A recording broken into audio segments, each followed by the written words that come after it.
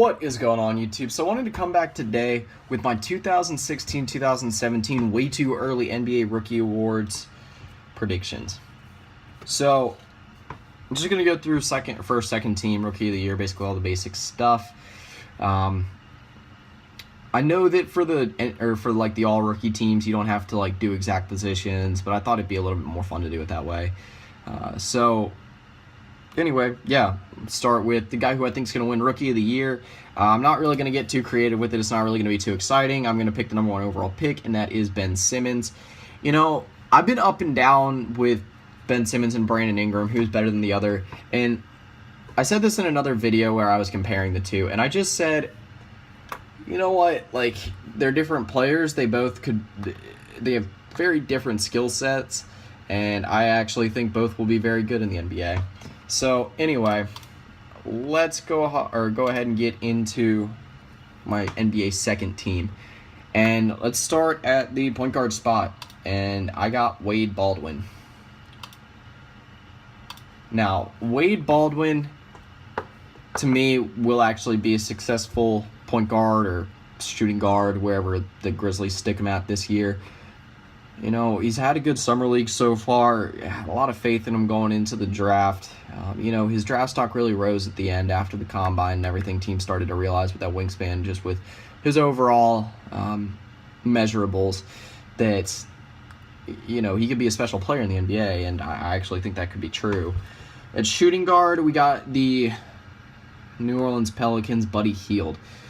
Hield is proved already to be pretty much a lethal scorer in the NBA, just like he was in college. And I mentioned this yesterday in my video talking about the best rookies besides Simmons and Ingram, that, Hield's already starting to learn the NBA game, the NBA defense, and which that was talked about as, maybe being one of his biggest weaknesses. Small forward, technically he's a shooting guard, but tall enough to be a small forward, I guess. And that's Caris LeVert. I like the situation he's going to in Brooklyn just because I don't think that he's going to be like an NBA Finals MVP anytime soon, or if he's even going to get that ever. But he's going to a situation in Brooklyn with no pressure where, he's kind of the guy of the future right now, maybe besides Brook Lopez. So, I kind of like that fit that he's got going right now, as long as he can stay healthy. That's the biggest thing. Power forward, got the Phoenix Suns' Marquese Kris. I think he's going to develop a little bit faster than Dragan Bender. I really, really like what the Suns were able to do with that. I don't exactly know how that's going to play out in a rotation, whether they're going to start them right next to each other, because they are different players, obviously. Marquese Kris, very athletic, very high ceiling, very aggressive player, great rebounder, just developing his offensive game right now.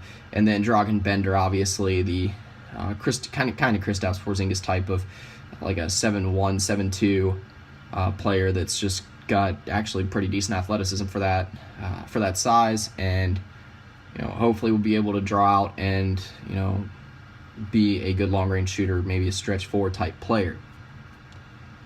Anyway, enough about a player that's not on the list. At center, I got the Sacramento Kings' Skal Labissiere. So Skal's been an interesting situation ever since the draft came around.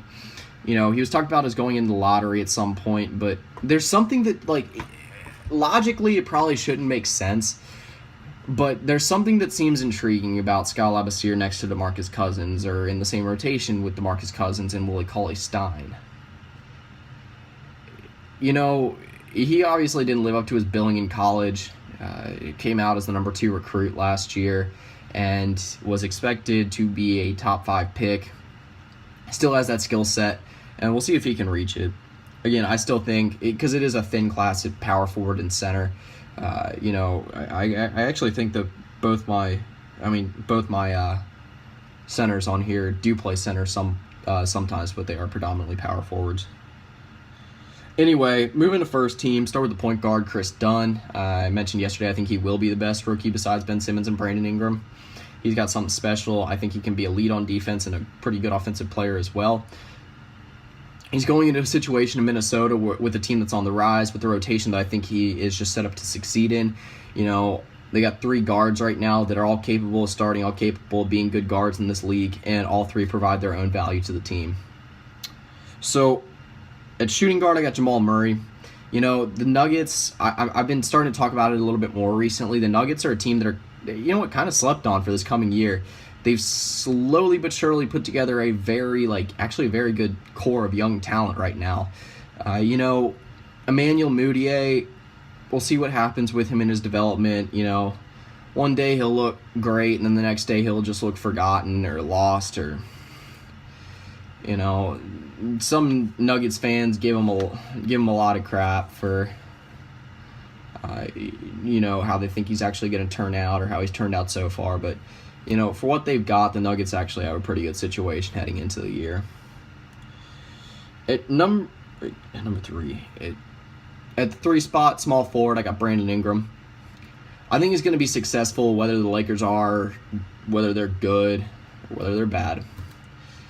I think they're going to improve. It's hard to get worse. Again, a lot like the Nuggets. I don't think the Lakers are really slept on just because they're talked about so much. But they do have a good core of young talent. There's no doubting that. Between D'Angelo Russell, who does look extremely improved so far through Summer League, Jordan Clarkson, I still say this one of the more underrated scorers at the 2 spot. Ingram at the 3, Randall at the 4. See if Mozgov can bring out a little bit of his old self at the 5.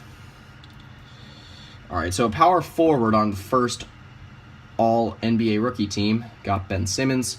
Again, it's obvious. I said he was going to be Rookie of the Year earlier. I think he's going to be good this year. I'm not going to explain too much into it, but I'd say if anyone's a lock for first team, as of right now, because obviously no one is, but I'd say it's him. And then at center, I got a pretty interesting one. I'm going to say Domantas Sabonis. So, traded over from the Orlando Magic to the Oklahoma City Thunder. The Thunder are going to be a very, very good team in the front court now. They got a lot of toughness, a lot of grit, a little bit of everything. You got Steven Adams, who has developed into a top 10 center in the NBA, at least in my opinion. If you watched him this year, it's hard to argue that. And then, you got Sabonis, Andy Enes Kanter. Kanter developed into one of the better 6 men in the league last year. And then Sabonis, who is just an absolute monster on the boards, great defender, I think can develop a pretty solid offensive game, can contribute a lot of value to a Thunder team. If they keep Russell Westbrook, will still at least make the playoffs next year. All right, so that'll pretty much do it for my rookie awards for 2016-2017. Again, just kind of a way too early prediction. I like talking about rookies considering all the buzz around Summer League right now. You got stuff to talk about. But anyway, that's pretty much it. See ya.